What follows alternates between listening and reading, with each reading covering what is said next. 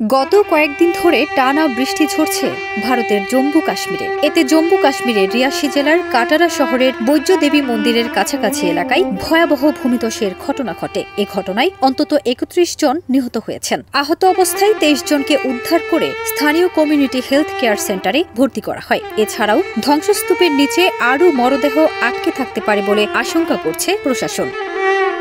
LME certified বিশ্বসেরা কপারে তৈরি Walton cables, যা আপনার স্থাপনাকে রাখবে সব সময় নিরাপদ।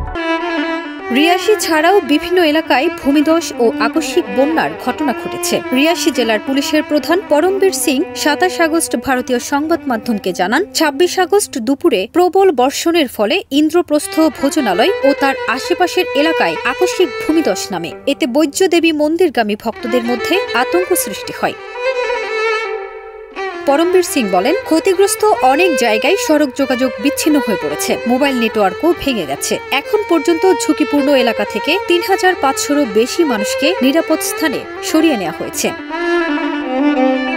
এদিকে ভারতের আবহাওয়া দপ্তর জানিয়েছে, শিগগিরই এই পরিস্থিতির উন্নতি হবে না। অন্তত আরও ২ থেকে ৩ দিন ভারী বৃষ্টিপাত অব্যাহত থাকতে পারে। বিশেষ করে কাটারা, রিয়াসি, উধমপুর, ডোডো, কিশোয়ার সহ কয়েকটি জেলায় ভূমিধস ও আকস্মিক বন্যার ঝুঁকি রয়েছে। এই অবস্থায় বৈদ্য দেবী মন্দিরগামী যাত্রা স্থগিত করা হয়েছে।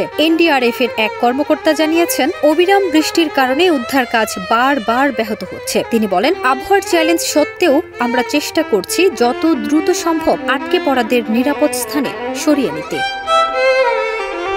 ফারজানা নিকিতা, দেশ রূপান্তর।